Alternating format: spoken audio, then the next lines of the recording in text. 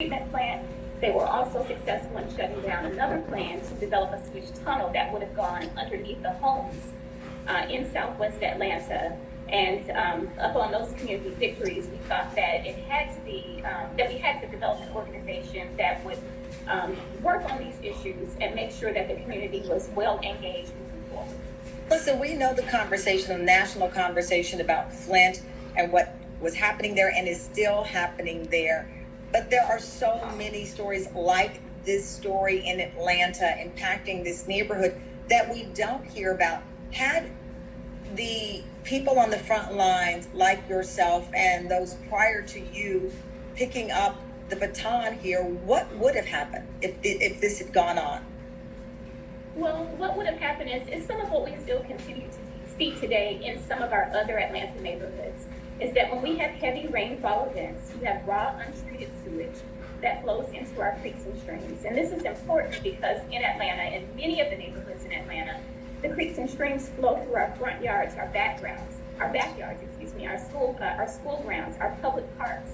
And so they're in places where people could have access to them. Kids love to play in the water. They gravitate toward it.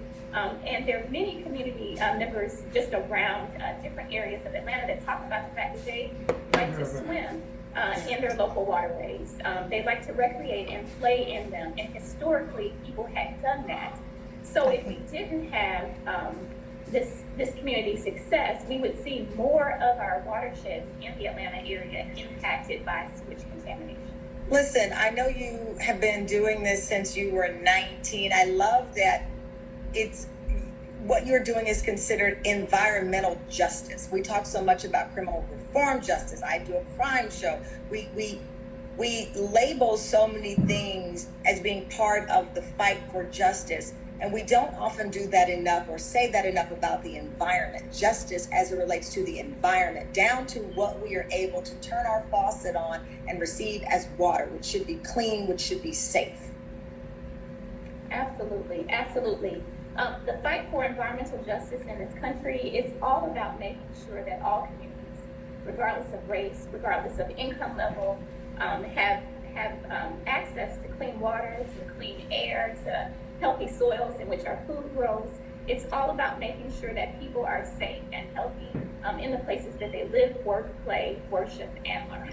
And so it's so critically important that the environment, that we safeguard our environment, because in safeguarding that environment, we're helping to safeguard our health, quality of life, and well-being. I looked up some of your background, and your family lived in a section of Louisiana known as Cancer Alley. Your mother was diagnosed with breast cancer. Tell me about that environment and again, how it really ignited something in your heart. Sure, and so we're originally from Mississippi, but we lived in Louisiana for a while. In fact, my brother is still in Baton Rouge with his family. But when we lived there, and between Baton Rouge and New Orleans, some people call that corridor Cancer Alley, or some others call it just the Mississippi River Chemical Corridor. I did not know that. I've never, and I'm embarrassed to say I've never heard it. 25 years in this business, I never knew that that's the name, the dubious distinction of that region. Yeah, there are over 100 or so chemical companies, petrochemical companies, and other pollution generating facilities. And communities up and down this corridor have been impacted in terms of, air pollution issues, water pollution, and you have some of the highest rates of cancers and other illnesses, in the country. And sometimes there's been debate about whether it's, the lifestyle of the people. Do they, drink a lot? Do they smoke a lot? Do they eat high-fat diets? But we cannot deny that exposure to pollution also impacts health and well-being in a negative way. Well, that's what's so fascinating. So often we will turn to the question of personal responsibility. And yes, we are responsible in some ways, but we cannot neglect when you look out the window, when you see large companies or even our government failing us. They are personally responsible to us to make sure that we have safe drinking water, to make sure that the disproportionate number of children who live in urban environments now suffering with asthma, that these cases are looked at rather than dismissed as, oh, they were just born with this issue. You're absolutely right. Personal responsibility, has its place, but we cannot deny that there is a responsibility of government, there's a responsibility of industry, and anybody who would like to be good neighbors to communities to make sure that the actions, of our companies, of our businesses, and even of the policies that we have are not such that they can negatively impact or definitely disproportionately impact certain segments of our population.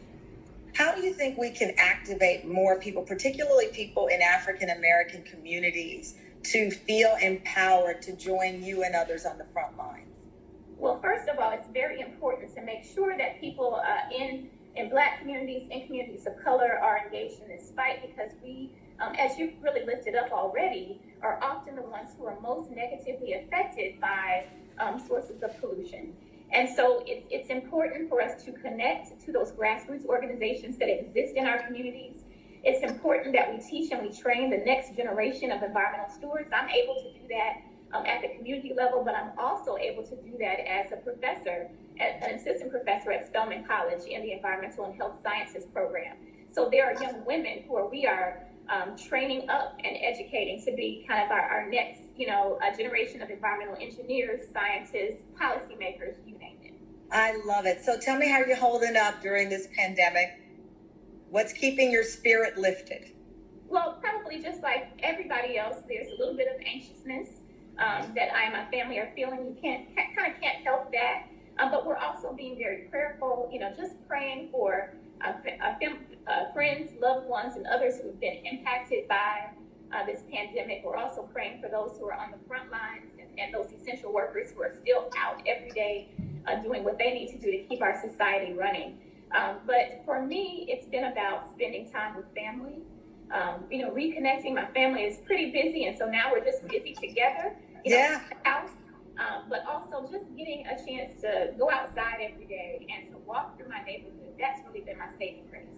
I love it. Well, it is about family. As you can see, I have a couple of little baby shark balloons behind me. My son's celebrating his birthday. So I wish I could say the fish were in honor of Earth Day, because we have to take care of the ocean and the earth. But it's about family and really moving forward as best we can in this incredibly difficult time. Well, thank you for the conversation. Thank you for the love. Thank you for the information. Again, we don't have to sit here and commiserate online and complain online. We can activate, because as I said earlier, the earth we are the earth, and anything injured can heal, but we have to allow it to do so. And that is what you are calling to action. There have been many mistakes made in how we've treated this planet, but they can be corrected, and we can be a part of it. So thank you so much for your time. We greatly appreciate it. Thank you so much for having me. My love, absolutely. So as I said, we are here chit-chatting. Dr. Osborne's going to log off. Our team, they've got me working double duty. I'm over here triple duty, and that's okay, because I'm blessed to have a job and to be working. I'll explain that later. That's a cake.